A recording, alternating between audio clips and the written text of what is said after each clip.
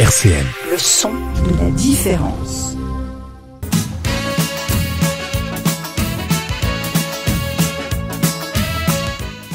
Bonjour à toutes et à tous, chers auditeurs, quel bonheur de vous retrouver. Ah oui, en cette belle période de Noël, on est mercredi, je ne sais plus quoi. Tu sais François, t'en es le combien? On est le 27, hein, c'est ça?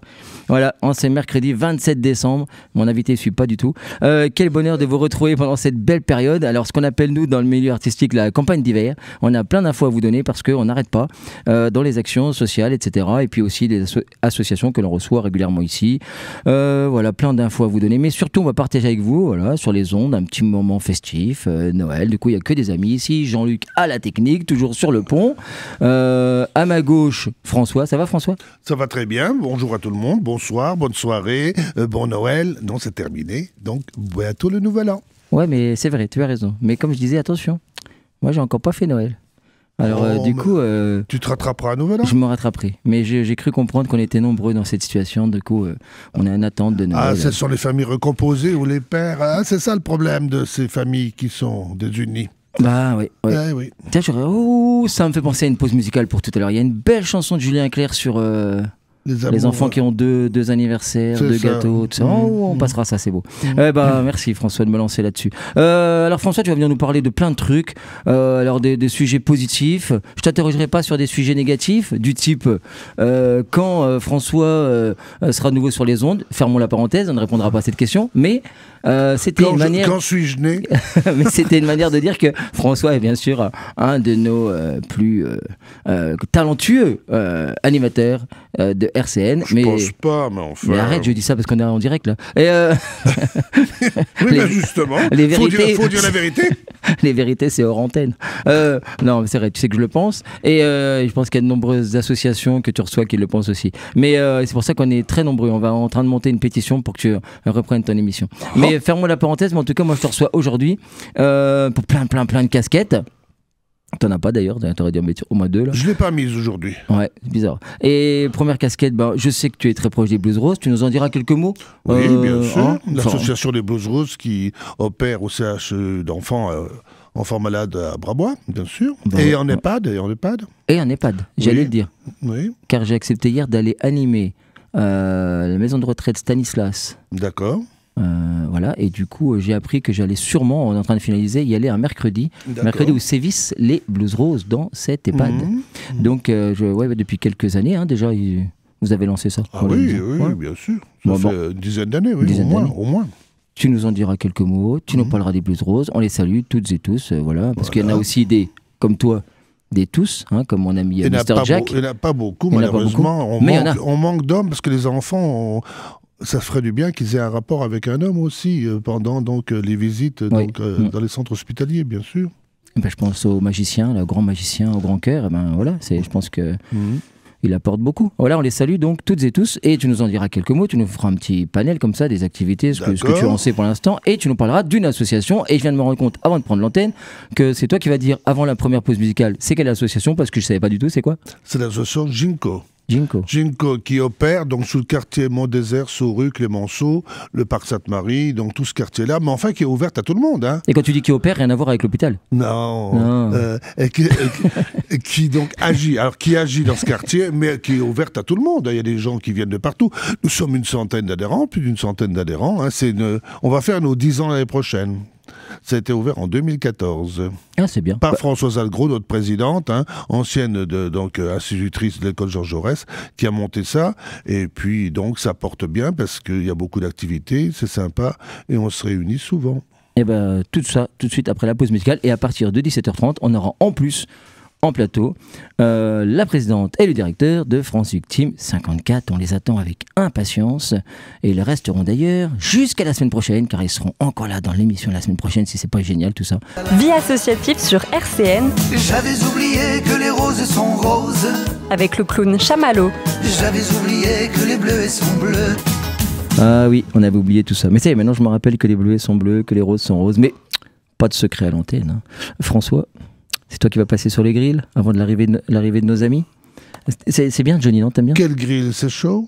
Ouais, très. Oh bah, c'est pas une émission très très chaude. Hein. J'ai dit pas de secret à l'antenne. Donc, Bon, alors. Mais ça, il m'a déstabilisé. Il est mal en lui. Faut pas recevoir des animateurs à la radio. C'est très mauvais, ça. Non, mais avant d'avoir nos amis de France Victime 54, j'ai plein de questions.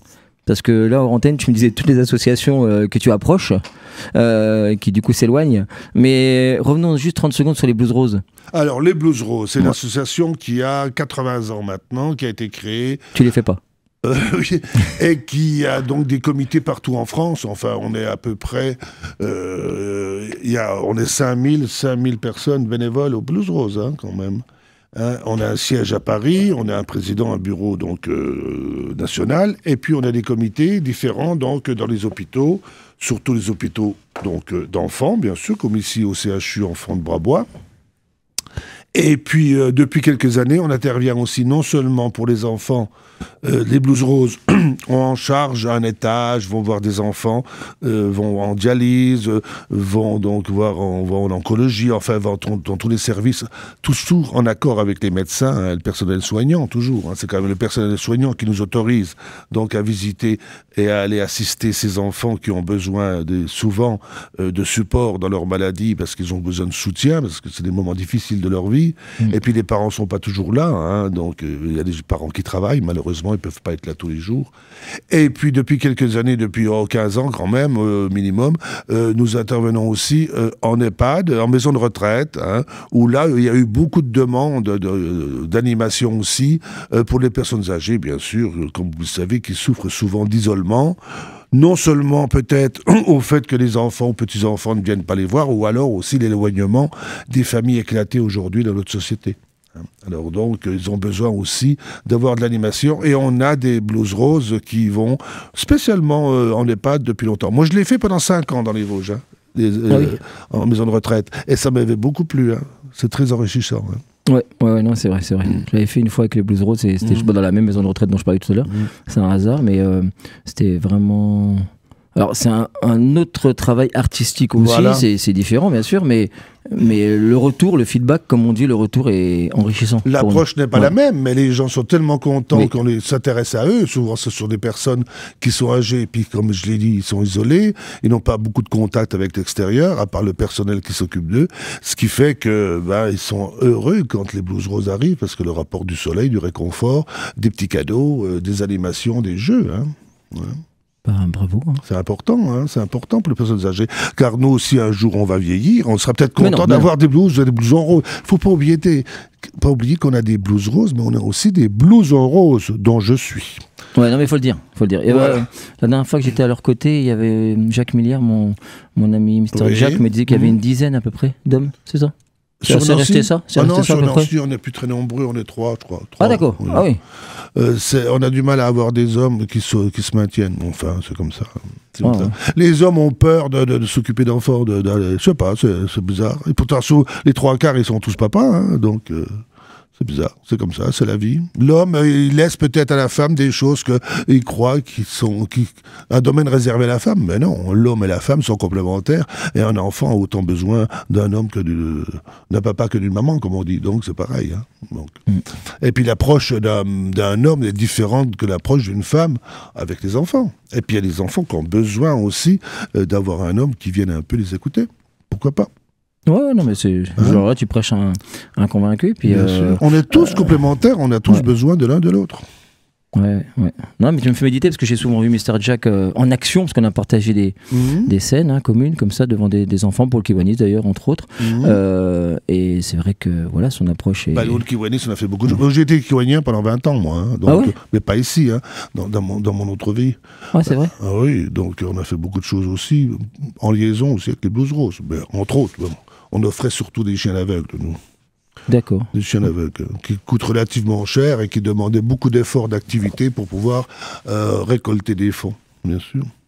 Non, mais c'est bien, donc on lance un appel. Hein. N'hésitez pas, les hommes, à rejoindre toutes ces dames. Mais oui, on a besoin d'hommes. De toute façon, aujourd'hui, le bénévolat est un peu en perdition. Hein.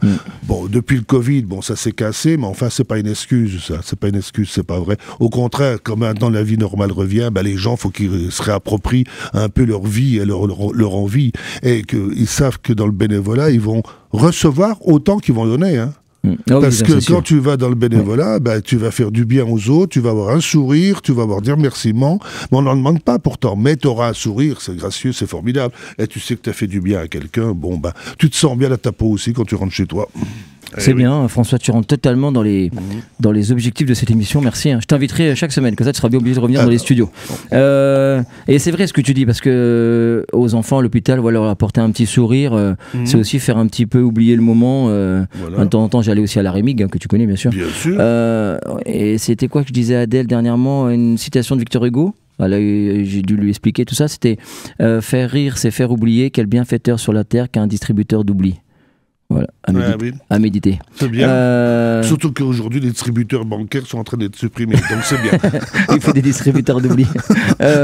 Non, mais c'est chouette. Je vais enchaîner avec ce que j'attends des invités, donc je n'arrête pas de regarder à droite, à gauche, c'est ça la radio. Mais fermons un petit peu cette parenthèse, mais on y reviendra, parce que les Blue Roses, c'est fondamental, on en parle souvent ici. Alors j'ai eu quelques prénoms qui sont venus comme ça dans mon esprit, tu vois, des Jacqueline, des Christiane et tout ça, mais en fait, j'aurais jamais tous les prénoms en tête, Evelyne, tout ça, donc on les embrasse toutes et tous. Et je crois que ta chère et tendre, elle est... Catherine, ma femme, elle y a depuis longtemps aussi, elle. Ah oui, je comprends pourquoi tu as dit Catherine, du coup. Ouais. Ok. Elle y est depuis longtemps, Catherine. Elle a même été présidente de ce comité pendant 4 ans. D'accord. Oh, super. Elle a été au bureau national aussi pendant 4 ans. Eh ben, génial. Mais donc, après, on passe à autre chose dans la vie. Hein. Et puis, donc on parle de l'association Ginko ou pas? Bah pourquoi pas. Ginko, l'association de quartier, je l'ai dit. Donc, là où on fait quand même pas mal d'activités, des animations au parc Sainte-Marie. On essaye d'animer le quartier Mont-Désert rue Clémenceau. Mais enfin, donc c'est une association qui est ouverte à tout le monde. Hein. N'importe qui peut venir nous rejoindre. Donc, depuis 2014, date de sa création. Et maintenant, on est à peu près à plus de 100 adhérents. Hein. Plus ou moins actifs, bien sûr, mais lorsque l'on fait des activités, on a chaque fois des conférences, tout ça, et on a chaque fois quand même une 50aine de personnes qui se déplacent minimum. Hein. Donc on voit que les gens ont envie de connaître leur quartier et puis d'avoir une animation de proximité, quoi. De proximité. C'est surtout ça que les gens ont besoin. Parce qu'en vieillissant, ils se déplacent plus trop des fois. Ils ont plus trop envie d'aller à l'hypercentre et ainsi de suite. Il y a beaucoup de monde, c'est plus loin. Alors, et puis le soir, ils ont un peu peur des transports en public. Transport public, mais enfin, tout se passe bien. Et donc, lorsqu'on fait on se réunit souvent au foyer des Abeilles, rue de la République. Je ne sais pas si tu connais. Si. Hein, c'est un foyer, donc Jean-Denis Soulis fait partie de notre atelier de vie de quartier. Et donc, il nous prête ses locaux généreusement à chaque fois. Donc, on fait des activités beaucoup là. Donc, au centre du quartier, c'est bien. Mais justement, c'est aussi pour ça que je voulais te recevoir, on en a parlé hors antenne, parce que j'ai jamais reçu donc de représentants d'associations de quartier. J'ai déjà fait le clown pour des associations de quartier, notamment la Cure d'Air, mais comment ça fonctionne? Quelle est l'idée? C'est-à-dire c'est une sorte de fête des voisins permanente? Ah non, l'atelier de vie ça s'appelle les ateliers de vie de quartier. Avant, ça s'appelait les conseils citoyens au temps de la mandature de Laurent Hénard. Moi, quand je suis arrivé en 2014 ici, j'ai été élu tout de suite, alors que je connaissais personne. Donc, au conseil citoyen, pendant le mandat de Laurent. Et après, depuis le mandat de Mathieu Klein, il a transformé ça en atelier de vie de quartier. Mais c'est la même chose, hein, c'est juste la dénomination qui change. Donc là, on s'occupe d'animer le quartier au titre de la municipalité et d'apporter du moulin à la commune, à la municipalité, qui a besoin de remonter des quartiers, de savoir ce que les gens ont besoin, ce qu'ils ont envie, ce qu'on peut faire sur les parcs et jardins, ce qu'on peut faire pour la voirie, pour le bruit, enfin tout ça, toutes les gènes qu'on peut avoir dans une ville. Et puis donc, par exemple, on a fait un plan banc, le plan banc qu'a lancé Mathieu Klein. Dans le quartier, on a mis des bancs un peu partout pour que les gens, parce qu'il y a quand même pas mal de personnes âgées maintenant, la France vieillit, il faut pas oublier. Hein. Donc les personnes âgées, souvent, pour aller en ville, il n'y avait rien pour se reposer. Alors que là, on a mis des bancs un peu partout dans le quartier, ce qui leur permet de s'asseoir. S'asseoir non seulement, de se reposer, mais aussi de faire des rencontres. Parce que quand on soit sur un banc, quelqu'un qui passe, on discute. Et ça crée du lien social en même temps. Par exemple, ça c'est l'atelier de vie de quartier. Alors il y en a 11 sur toute la ville de Nancy. D'accord. Et notamment la fête au Parc Sainte-Marie. Alors la fête au Parc Sainte-Marie, non, elle est organisée par Ginko, l'association Ginko. Voilà. Il y a la fête du mois de juin, il y a la brocante. Ouais. Et puis la fête d'automne au mois de septembre, parce que maintenant on a différencié les deux, on les fait pas en même temps. Avant on les faisait le samedi dimanche, et maintenant on a changé, on fait fin juin, oui, et fin septembre. Non, je sais pas si tu te rappelles, mais dans une autre vie, on s'est croisés quand c'était le samedi dimanche. On s'était croisés le samedi. Et grâce à toi, j'ai pu aller faire les ballons le lendemain au Parc Sainte-Marie. Mais je te parle d'un temps, il y avait même le Guignol qui était là, tout près de la petite guinguette et tout. Et c'est parce que je t'avais croisé que j'ai pu aller, parce que tu as le bras long et des connaissances. La maison alsacienne, là, il y avait le Guignol. Ouais, et j'avais pu aller faire des ballons toute l'après-midi et c'était super. Et tout ça, c'est très animé aussi, c'est grave. Il faut rendre quand même honneur à Françoise Algros qui se démène beaucoup de l'association pour mener tout ça. C'est quand même elle qui a la maîtrise. Moi, je participe, tout ça, mais c'est elle quand même qui a la maîtrise de tout ça. C'est son hobby, vraiment. Puis elle connaît bien le quartier parce qu'elle est enseignante là, comme dit Jean-Luc, notre technicien, son fils a été à l'école avec elle. Et donc c'est son bébé, quoi. Mais je vois qu'elle est très, très contente de faire ce qu'on fait, puis on la suit, c'est bien, on anime. Et puis on fait des choses aussi en liaison un peu avec la MJC des Forges, un peu des fois de temps en temps. D'accord. Ouais, parce que comment se définit, après on lancera une pause musicale, mais comment se définit la notion de quartier? Parce qu'autant dans le Champ-le-Bœuf, mon Champ-le-Bœuf natal, je vois, c'est assez facile pour moi, mais comme ça, en ville, comment ça se définit la notion de quartier? Comment se fait le découpage géographique? Le découpage géographique, pendant autant de Laurent Hénard, on avait un grand quartier qui comprenait 25 000 habitants. On allait jusqu'à Aussonville, c'était beaucoup trop loin. On parlait du quai de la Bataille pour aller jusqu'à Aussonville, c'était grand. Alors donc Mathieu Klein, il n'y avait que 7 quartiers à ce moment-là, et maintenant Mathieu Klein a fait déterminé 11. Donc on est plus petit. On part du quai de la Bataille et on va jusqu'au Parc Sainte-Marie. Mais à tout le côté là, jusque Souru et tout, Mont-Désert. Mais donc c'est beaucoup moins gros. Là, il n'y a plus que 10 000 habitants à peu près. Donc c'est quand même mieux pour gérer et pour avoir de la communication. Parce que le gros problème des ateliers de vie de quartier, c'est de communiquer. C'est de communiquer auprès des citoyens, quoi, des lambda. Ils savent qu'on existe ou ils savent pas. Et lorsqu'on fait des choses, des conférences ou des choses qui les intéressent, par exemple, on a fait dans le quartier de Souru, on a été les précurseurs sur Nancy pour éteindre les lumières la nuit, pour faire des économies d'échelle sur le quartier. Alors, donc, on a fait des réunions avec les habitants du quartier pour leur montrer que, donc, en éteignant la nuit, c'était bon pour la biodiversité et c'était bon pour les économies d'énergie, pour la facture d'électricité de la ville de Nancy, quand même, qui est très conséquente. Il y a que l'année dernière, je crois que la ville de Nancy a économisé 1,5 million d'euros en électricité. Il ne faut pas oublier. Ça coûte 8 à 9 millions par an d'énergie pour une ville comme Nancy. C'est énorme. Alors donc, il y a des gens qui sont d'accord, des gens qui ne sont pas d'accord, mais ça c'est toujours le dialogue. Comme quoi, donc, la nuit, éteindre, quand tout le monde est rentré chez soi, je vois pas pourquoi on laisse tout allumé. Et puis, moi je suis pour la biodiversité. On a eu des gens retors qui nous ont dit que non, la biodiversité n'était pas touchée, mais si, tout le monde le dit, les biologistes le disent, la biodiversité est touchée la nuit, quand l'éclairage est toujours allumé. Donc, tous les insectes, tout ça, donc, sont coincés. C'est chouette. Il y a ça, puis il y a d'autres choses. Tu nous en diras quelques mots, on va lancer une pause musicale, parce que je crois que j'ai des invités qui arrivent. Mais oui, on va écouter, et puis après on dansera. Vie associative sur RCN. J'avais oublié que les roses sont roses. Avec le clown Chamallow. J'avais oublié que les bleus sont bleus. Chers auditeurs, vous avez l'habitude, je fais des petites blagues, tout ça. Déjà tout à l'heure, j'ai essayé d'en faire une ou deux à François, mais c'est lui qui fait les meilleures blagues. Je vous avais dit, les animateurs d'RCN, c'est dur de les recevoir parce qu'ils mettent la pression. C'est lui qui fait les meilleures vannes. 40 ans, François. Oui, j'ai 40 ans. J'aurai 41 l'année prochaine. 40 ans de radio, quoi. C'est ça. Merci, Jean-Luc. Tout à l'heure, en fin d'émission, je ferai un petit bilan. Donc, vous l'attendez toutes et tous, je le sais. Puis, grâce à François, j'ai pu faire la transition. Je ferai un petit bilan de la journée des distributions des jouets au Resto du Cœur, donc qui a eu lieu il y a quelques jours. Vous savez, on avait été animé au nom de l'association Les Petites Grandes Âmes. Votre serviteur, accompagné de Adèle, bien entendu, qui avait ramené une petite poupée pour un enfant. Ça m'a super ému et tout.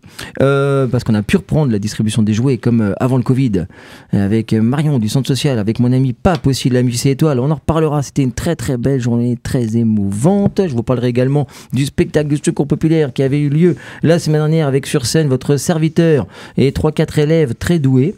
Très beau spectacle. Enfin, je veux pas le spectacle, pas le mien, mais je veux dire très beau moment. Voilà, c'est ce que je voulais dire. François, t'aurais pu me reprendre quand même. Tu veux gratifier toi-même. Non, mais voilà, c'est ça. T'aurais pu me reprendre quand même. Non, mais c'était un bon moment parce que les enfants, c'est très interactif. Ils ont bien chanté et tout. C'était super chouette. On parlera de tout ça. Puis le Secours Populaire, d'ailleurs, n'hésitez pas. Je crois qu'ils sont encore quelques jours à la FNAC pour l'emballage des paquets cadeaux. D'accord. À mi-hauteur, là. Et il faut vraiment y aller. Parce qu'ils m'ont dit que ça, c'était une part importante quand même des rentrées possibles. Quand on voit ce qui s'est passé, je sais plus, près de Grenoble. Là. Ah ouais, près de Grenoble, ouais. Quelle honte. Ouais, c'est vrai, c'est catastrophique. Et on reparlera du Téléthon, c'est pour ça que je suis en jaune, je ne sais pas du tout si on a eu le temps d'appuyer sur le bouton pour filmer. Voilà, mais en tout cas, on reparlera du Téléthon, car le Téléthon télévisé est terminé, chers auditeurs, mais le Téléthon n'est pas entièrement terminé, car les remontées des fonds se font jusqu'à fin janvier. Je vous reparlerai de mes un peu plus de 3 km que j'avais fait à la piscine Michel Bertrand il y a 10 jours, parce que c'était un moment important pour le Téléthon, puisque j'étais accompagné de Nathan, un adulte souffrant de troubles autistiques, et qui a nagé les 3 km, et oui, à mes côtés, et j'étais impressionné. Vous savez qu'il est plusieurs fois médaillé en handisport, et on devait normalement poursuivre avec un triathlon complet, et puis mon ami Nicolas, il a eu la bonne idée de l'attraper, ce fichu Covid. Il a quel âge, Nathan, merci, il posait. Mais t'es animateur, Arsène, toi ou pas? Il a quel âge, tu poses des questions. Non, j'ai pas les réponses là. Comme ça, voilà, on dirait. Voilà. Non, il a la vingtaine d'années. Il a nagé avec Nathan, il connaît pas son âge. Moi, quand je nage, je demande pas l'âge, je discute pas avec les gens. Hein. Non, mais je crois 24, 25, un truc comme ça. Puis je rectifierai, chers auditeurs, si je me trompe. Mais c'est ça l'ordre d'idée, quoi. Et du coup, on a juste fait la piscine, mais c'était bien déjà. Et on fera fin janvier, début février, un triathlon. Hein, puisque c'est ce que j'avais annoncé, toujours dans le cadre de notre action Téléthon, donc de notre accréditation, dont vous avez d'ailleurs la possibilité encore de faire des dons sur la cagnotte liée à cette accréditation. Vous avez encore jusqu'à fin janvier, donc début février, quand je ferai ma remontée des fonds. Et là, vous pouvez, chers auditeurs, je l'ai déjà dit à plusieurs émissions, mais vous allez sur le Facebook Chamallow Saltimbanque, là il y a le QR code, et si vous soutenez toutes ces petites folies, notamment le triathlon qui arrive, que j'espère refaire la partie natation avec Nathan et la partie monocycle, les 42 km de monocycle qui suivront aux côtés de Flo, mon ami Flo, qui souffre également de troubles autistiques et qui est souvent sur scène à mes côtés. Et ça sera sûrement fin janvier, début février, juste avant la remontée des fonds. Et si vous soutenez toutes ces petites trucs mûches là qu'on aime bien faire, eh bien, QR code. Et ça ira donc directement à la FM Téléthon. Merci, j'ai fermé ma parenthèse, car on a une super invitée qui est arrivée, et grâce à elle, François va devoir se taire. Et ça, c'est... il est bon, lui. Et ça, c'est super. Non, je rigole, j'adore les directs. Et voilà, Anne-Sophie, qui devait venir à 2 et qui est venue seule. Oui. Parce que j'avais annoncé 2 en début d'émission, alors je rectifie. Hein. Mais écoutez, peut-être qu'Alain nous rejoindra en cours de route. Ça va sinon? Ça fait plaisir que vous soyez de retour là. Je vous remercie de m'accueillir pour parler à nouveau de France Victime et de ses activités. Et des 40 ans. Et des 40 ans. De l'âge de François, apparemment. On raconte n'importe quoi à la radio. Eh bien, merci d'être là. Du coup, les 40 ans, je vous laisse présenter. Hein. Eh bien oui, France Victime a eu 40 ans. Ça a été créé par le juge Jean-Marie Picard, qui était juge d'application des peines à Nancy. Et l'association s'appelait à l'époque l'association nancéenne pour un nouvel espace social. Et à l'époque, France Victime accompagnait les auteurs et également les victimes. Et puis, au fil du temps, on nous a demandé de séparer l'activité victime de l'activité auteur. Voilà. Et donc, c'est vrai que, historiquement, c'est Robert Badinter, qui a été ministre de la Justice, qui a créé les associations d'aide aux victimes avec une double logique: améliorer les conditions d'indemnisation et de participation de la victime au procès pénal, et puis aussi faire bénéficier la victime de droits, avec notamment la création de ces associations pour leur accueil, l'écoute et puis l'information des victimes. D'accord. Mais je ne savais pas pour Robert Badinter. Je les ai déjà reçus à la radio, je ne savais même pas. Un grand homme. Un grand monsieur. Oui, très grand monsieur. C'est très important. Et qui, en plus, dans le discours en 81 pour l'abolition de la peine de mort, a cité Victor Hugo. Oui. Quand même. Oui. Faut le dire. On parle assez de Victor Hugo dans cette émission pour le dire. Voilà, donc la semaine dernière, nous avions organisé un mini-colloque à la Cité judiciaire avec nos partenaires. Donc, nous avions la lieutenant-colonel Serra, nous avions madame la présidente du tribunal judiciaire, monsieur le procureur, une représentante des services pénitentiaires. pour évoquer cette évolution de l'aide et de l'accompagnement des victimes et puis nos manières de travailler ensemble. Et donc, nous avons aussi profité de ce moment pour réinaugurer nos locaux, puisque nous avons des locaux au sein de la cité judiciaire et grâce à la fondation Caisse d'épargne, nous avons pu réaménager les locaux pour améliorer l'accueil des victimes. Donc, un espace plus confortable et puis la création d'un petit espace pour les enfants. C'est bien ça. Tu connais tout ça, François ? Les enfants sont occupés pendant le moment où les parents sont là Alors, il y a différents temps. Effectivement, quand on accueille des mamans victimes, souvent, il faut trouver un petit espace pour s'occuper des enfants. Et puis, ça lui permet à la maman d'avoir un temps d'accueil plus performant avec le psychologue ou la juriste. Oui, je dis ça parce que je suis membre aussi de l'association Lire et Faire Lire, où on lit aux enfants, nous, dans les écoles, mais aussi à la cité judiciaire. Il y a des collègues qui y vont. Alors c'est pour ça que ça pourrait peut-être les intéresser d'aller dans votre service. Oui. Alors je connais bien Madame Lemineur, qui est de l'autre côté de la métropole, sur Malzéville-Saint-Max, et avec laquelle j'avais mis en place des actions aussi dans les écoles. Et ça pourrait effectivement être un point. La difficulté qu'on a, on ne sait pas toujours à l'avance quand on va recevoir les enfants. Bien sûr, c'est pas régulier, c'est pas pareil que dans les écoles. Bien sûr. Mais c'est une très bonne initiative. Oui, ça serait bien, peut-être. Tu vois, t'apportes encore des choses positives. Là, on pourrait agir à la demande, là, il faudrait voir. On a Annie, qui est une de nos lectrices, qui lit à la cité judiciaire. Donc, ça pourrait peut-être l'intéresser. Je en parlerai, on verra. Oui, ça pourrait être aussi à l'unité médico-judiciaire, puisque nous avons des permanences à l'UAPED, donc l'unité d'accueil pédiatrique enfants sans danger, où nous accueillons pour l'instant principalement les mineurs victimes de violences sexuelles. Donc là, ce sont des temps dédiés spécifiquement aux mineurs, donc ça pourrait aussi être une piste de réflexion. Bien sûr, d'accord. Mais ça rejoint ce qu'on disait en début d'émission quand on parlait des blues roses. Apporter un petit moment d'apaisement. On parlait de l'oubli, d'essayer de sérénité, quoi. De donner un peu de sérénité aux enfants quand il y a des problèmes douloureux comme il se passe, c'est tout. Que les enfants soient un peu soutenus. Voilà. Alors sur l'accompagnement des mineurs, nous allons avoir un nouveau salarié à France Victime, un salarié à 4 pattes qui s'appelle Saxo et qui est un labrador sable qui a été formé pour accompagner les victimes. Donc sur les temps d'audience, sur les temps d'audition, et puis aussi à l'unité médico-judiciaire dès lors qu'il y a des examens à pratiquer.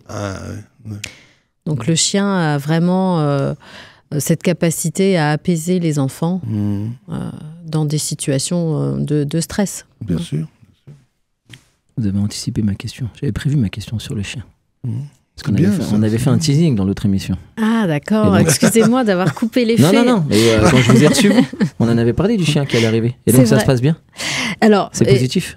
Pour l'instant, il est sur des temps de médiation, mais oui, ça se passe très bien. Et les résultats sur les sites d'expérimentation sont aussi extrêmement positifs. Donc on se dit qu'il n'y a pas de raison et que ça se passe pas bien ici, et on est très heureux de l'accueillir. Ça demande un peu de logistique, mais ça va bien se passer. Mais le labrador se prête beaucoup à tout ça, formidable comme chien, c'est formidable. C'est parce que c'était des labradors dont tu parlais en début d'émission pour les chiens d'aveugles, c'est ça ? Les chiens d'aveugles, nous, ça a toujours été des labradors. D'accord. Non, mais c'est important. Je l'avais vu aussi au Téléthon. Il y avait un petit garçon qui avait également obtenu la présence d'un chien, et c'était extrêmement important, qu'il accompagnait dans les visites d'ailleurs à l'hôpital, etc. Bien sûr. C'était un apport positif, effectivement. Mais en tout cas, les 40 ans, donc ça s'est bien passé. Oui, puis c'est vraiment l'occasion de voir l'évolution, puisque au fil du temps, on se rend compte qu'on passe vraiment de l'aide juridique à un accompagnement plus global. Voilà, le temps où on se limitait au parcours judiciaire, il est un peu révolu. Maintenant, on ouvre les champs avec un accompagnement social, un accompagnement psychologique, et aussi un travail en réseau très important, qui permet vraiment à tous les acteurs de l'aide aux victimes d'interagir et d'être plus efficaces. Donc les victimes sont informées par qui? Par le juge que vous êtes là, donc de la présence de votre association? Comment ça se passe? Il y a un déroulé après? Alors, en fait, souvent, les victimes sont informées au moment où elles vont déposer plainte. Hein. Donc ça, c'est la loi du 15 juin 2000 qui reconnaît les associations d'aide aux victimes conventionnées et consacre leur rôle. C'est-à-dire que les services enquêteurs sont tenus d'informer les victimes de l'existence des associations d'aide aux victimes et de leur dire que ce service est gratuit. Voilà, donc je ne sais pas si vous avez déjà déposé plainte, mais si c'est le cas, il y a un petit encart où il est marqué que l'aide aux victimes est un droit et que c'est gratuit. Et donc vous avez les références de l'association de votre secteur. Alors vous êtes association? Nous sommes une association indépendante de la justice. Exactement. D'accord. Nous sommes partenaires de la justice au même titre que le barreau, au même titre que d'autres associations qui travaillent avec la justice. D'accord. Par exemple, sur le logement des personnes victimes de violences, hein, par exemple, lorsqu'on est amené à leur trouver un hébergement, on travaille avec Arelia, on travaille avec l'ARS. Voilà, et donc on travaille tous ensemble pour justement faire que ce parcours de la victime soit le plus fluide possible. Et oui, bien sûr. Et puis aussi qu'on peut leur rappeler et les aider dans leurs droits, quoi. Voilà. Dans leurs droits, parce que souvent les gens ne savent pas où s'adresser, comment réagir, savoir quoi faire. Hein. Puis il faut trouver l'avocat, ainsi de suite. Donc vous aidez aussi dans ce sens-là? Voilà. Alors nous, on fait notre mission première, hein, c'est effectivement l'information sur les droits. Donc on explique le fonctionnement de l'institution judiciaire, on explique les procédures, les systèmes d'indemnisation qui existent, et puis on rappelle aux victimes qu'effectivement, elles ont droit à avoir un avocat. Et donc, on a un partenariat avec le barreau de Nancy. D'accord. Voilà. On a aussi cet accompagnement social. Alors, dans nos services, on a une assistante sociale, grâce à un partenariat qu'on a avec le CHRU de Nancy, et donc qui va mettre la victime en relation avec les intervenants spécialisés du secteur social. Eh oui. C'est bien, toute cette interconnexion-là, c'est bien. Parce qu'on ne sait pas forcément. Hein. Avant les 40 ans, là, donc, il n'y avait rien. Les gens étaient livrés à eux-mêmes, quoi. Il fallait un peu... Avant les 40 ans, oui, disons que en droit pénal, la victime est représentée par le ministère public. Oui. Donc, c'est vrai que la personne en tant que telle avait du mal à se retrouver dans les procédures. Bien sûr. Oui, et puis là, donc, il y a un contact humain plus facile en direct, quoi. Avant de passer par les institutions judiciaires. Et puis c'est vrai qu'on se rend compte que c'est souvent plus facile pour une victime de parler avec un de nos juristes que d'échanger sur certains sujets avec son avocat ou avec un juge qui sont plus impressionnants, entre guillemets. Formels, bien sûr, voilà. Bien sûr. Mais après, tous les acteurs sont utiles pour accompagner la victime. Hein. Chacun a vraiment son rôle à jouer dans la procédure. Par exemple, on accompagne les victimes visiter les locaux de la cour d'assises quand l'affaire doit passer aux assises, parce que c'est un moment stressant, les procès. Et donc, voilà, qu'elles puissent découvrir les lieux avant, c'est vraiment un élément rassurant pour elles.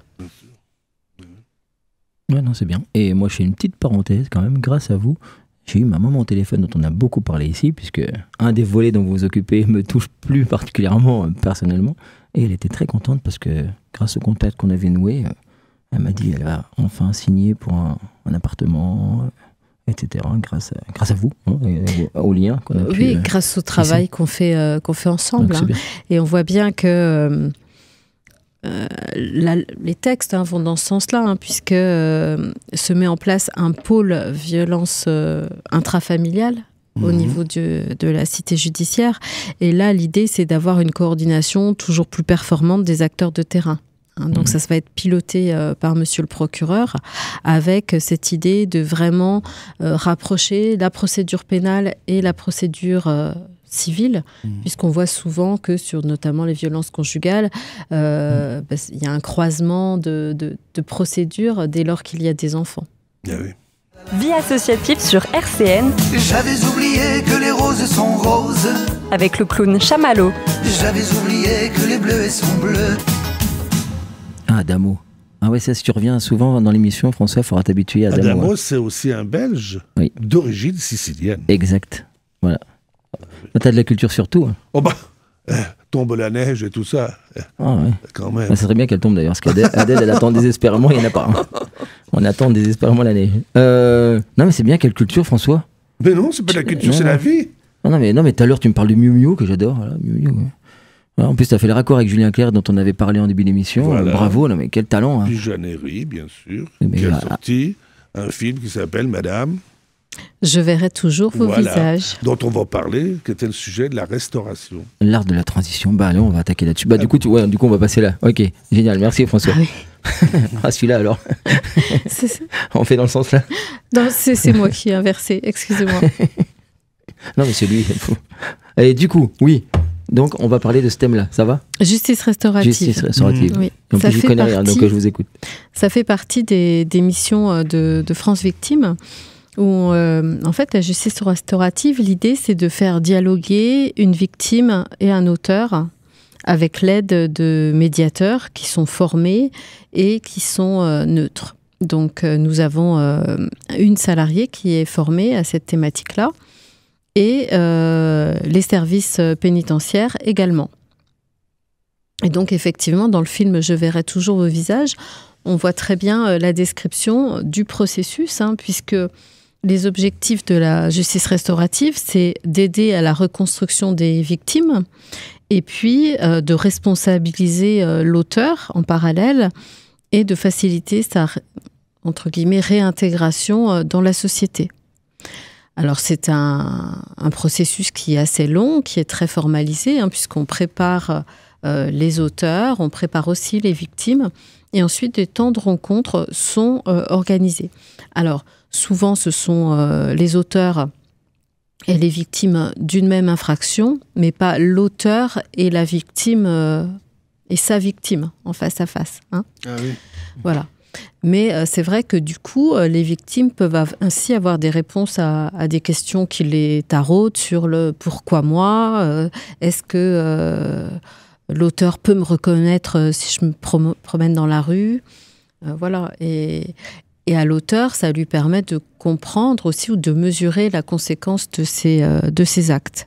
Et vraiment, ce film « Je verrai toujours vos visages » retrace très bien la démarche et puis aussi le bienfait que ça peut apporter aux uns comme aux autres. Est-ce que c'est une notion relativement récente, ça? Alors, ça existe dans le code de procédure pénale depuis août 2014. D'accord. Et c'est une pratique qui a quand même beaucoup de mal à se mettre en place en France, parce que c'est pas trop dans notre culture. En revanche, ça fonctionne très bien au Canada, en Belgique également. Et nous, on voit aussi toutes les difficultés qu'on peut rencontrer à mettre en place ce système. Puisque, par exemple, il faut avoir des auteurs volontaires et en face, pouvoir mettre des victimes volontaires qui souhaitent aussi s'engager sur la même infraction. Donc là, avec les services pénitentiaires, prochainement, on va entamer un module sur les violences conjugales, justement, pour permettre aux uns et aux autres de se comprendre. Alors là, moi j'apprends ça et ça me semble fondamental et pour la victime et pour l'auteur aussi. Dans cette mission fondamentale qui est là, vous parlez de réinsertion, réhabilitation, et c'est bien le but de toute sanction au sens très large du terme, de emprisonnement ou que sais-je, mais c'est bien sûr de viser une amélioration de l'être humain. Et donc je pense que ce processus-là, il est fondamental pour ça, c'est-à-dire la compréhension de l'impact d'un acte sur une victime. J'ignorais, mais c'est fondamental. Et pour la victime aussi, il me semble, parce que vous disiez comprendre pourquoi moi, et on sait que souvent chez les victimes, ça se transforme souvent aussi. Est-ce que c'est pas parce que c'est moi, quoi? Une forme de culpabilisation et de comprendre le mal, de comprendre le fonctionnement du mal, ça peut aussi aider dans la reconstruction personnelle de la victime. Alors j'ignorais, mais ça me semble. Vous allez me faire méditer longtemps là. Ouais, un processus fondamental, quoi. Et puis, il faut savoir aussi que s'il n'y a pas d'auteur, il n'y a pas de victime. Donc, le traitement de l'auteur, c'est quand même une chose essentielle. Alors, est-ce que vous arrivez à quantifier les résultats, là? Donc, après cette justice après les échanges qu'il y a eu entre les deux personnes? Alors, nous, on n'a pas commencé en Meurthe-et-Moselle. En revanche, les résultats au niveau international, je vous parlais du Canada ou de la Belgique, sont plutôt probants. Oui, En France, on est assez peu avancé. Il y a quelques régions qui sont plus en avance que nous. Pour autant, il y a des difficultés à mettre en place. On voit bien que il faut dégager du temps du personnel pour faire ces mesures. Il faut aussi trouver les personnes volontaires pour s'engager. Et c'est aussi une démarche qui est assez compliquée parce que ça peut bousculer des choses aussi bien dans la tête des auteurs que dans la tête des victimes. Donc, on n'a pas assez de recul pour l'instant pour dire en France, mais si ça marche ailleurs, il n'y a pas de raison que ça ne marche pas chez nous. Bien sûr, bien sûr. Faut dire que toujours le Canada et la Belgique sont souvent en avance sur certains faits de société. Sur la médiation. La médiation, particulièrement. Ah, oui, incroyable. Et donc on est d'accord, c'est une victime et un... Comment vous dites? Un auteur. Un auteur, mais pas l'auteur qui a fait du mal à cette victime-là, on est d'accord. Alors, ça existe aussi, mais à ce moment-là, c'est... parce que là, c'est les rencontres de justice restaurative qu'on voit beaucoup dans le film « Je verrai toujours au visage ». Il y a 5 auteurs, 5 victimes. Quand c'est l'auteur et la victime de l'infraction, ça, c'est un mode de justice restaurative qui existe aussi, qu'on retrouve plutôt sur les violences sexuelles, notamment. Et là, ça se fait alors en tête-à-tête. C'est pas un travail de groupe. De groupe, oui, d'accord. Mais ça existe aussi. C'est une autre modalité de justice restaurative. Parce que le but quand même de l'opération, c'est de faire parler les gens et soit pour l'auteur de reconnaître le mal qu'il a fait vis-à-vis donc des personnes victimes, d'en parler ouvertement, en dehors de la justice. C'est ça le but. Et de permettre à la personne de retrouver une plénitude ou une sérénité. Une certaine sérénité. Oui, mais dans le film, enfin, je ne sais pas si vous avez vu, il y a une femme qui était caissière qui a été braquée et elle est terrorisée à l'idée de ressortir. Du coup, elle est déprimée, elle reste chez elle, elle est agressive avec sa famille. Et elle demande à un auteur, mais moi j'ai super peur de sortir, s'il me reconnaît, je l'ai vu, il va me faire du mal. Et là, un des prisonniers qui était braqueur lui dit, mais tu sais, nous quand on fait un braquage, on est encore plus terrorisé que la victime. Donc je ne regarde pas les victimes, je ne regarde pas les personnes en face de moi. Et du coup, la victime, ça la libère d'un poids, en se disant, finalement, il ne me reconnaît pas. Oui, d'accord. Non, j'essaie de transposer ça aussi aux violences, comment vous appelez ça? Intraconjugales. Intrafamiliales, oui. Ça doit être important aussi, ces échanges. Mais ça doit être des moments douloureux aussi. Ça ne doit pas être simple à mettre en place. Ça fait remonter un certain nombre de choses, et chez les victimes et chez les auteurs, ça c'est évident. Ah oui. Ouais. On peut parler de l'emprise aussi. Oui. Ah, carrément, toi, il voit aller. les feuilles, il y va. Je vois le temps qui passe. Mais justement, c'est parce que je gardais un peu de matière pour la semaine prochaine. Mais allons-y sur l'emprise. De toute façon, tu auras toujours un truc à dire la semaine prochaine. Non, mais c'est bon, l'emprise, pour en parler. Surtout actuellement. L'emprise, c'est un phénomène qu'on retrouve dans le cadre des violences conjugales. Maintenant, il faut aussi dire que dans les violences conjugales, il n'y a pas que l'emprise. Il y a aussi des phénomènes de conflit. Alors, un conflit, c'est... les deux conjoints qui ne sont pas en phase, où il peut aussi y avoir de la domination, où il y a un faible et un fort dans une relation de couple. L'emprise, c'est vraiment autre chose. C'est vraiment un mécanisme de destruction de l'autre, où on va se retrouver avec d'un côté un phénomène de séduction, de charisme, et puis de l'autre une mécanique de destruction vraiment de l'esprit, de la parole de l'autre. Et là, on se retrouve dans une spirale un petit peu infernale où la victime va vraiment se retrouver comme enfermée dans un filet et elle ne peut plus en sortir jusqu'au moment où elle va en prendre conscience et elle va essayer de se libérer de ce filet. C'est un peu comme les phénomènes sectaires. Hein. Il y a un prédateur qui met la mainmise dessus avec tout un phénomène... Non, mais terminez votre phrase quand même, hein. Pas de souci. Un phénomène morbide où en fait, le but, ça va être de détruire l'autre. Et bien c'est bien parce que François vous a lancé juste quelques minutes pour créer un effet d'attente, comme on dit à la radio, un suspense pour la semaine prochaine, puisqu'on poursuivra, puisque le jingle marque la fin de l'émission, c'est de la faute de François. Et on se retrouve la semaine prochaine, chers auditeurs, et on poursuit exactement cette conversation à la phrase près, que ça va couler tout seul. Je les garde enfermés dans les studios. N'oubliez pas, juste sur le jingle, donc merci à Jean-Luc à la technique, et l'association Pour Eux m'ont demandé de vous rappeler qu'ils continuent de chercher, vous savez, ils font les maraudes, etc.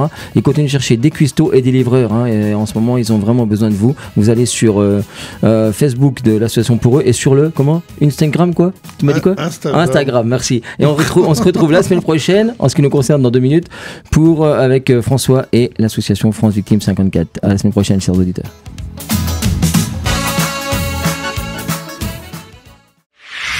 RCN, www.rcn-radio.org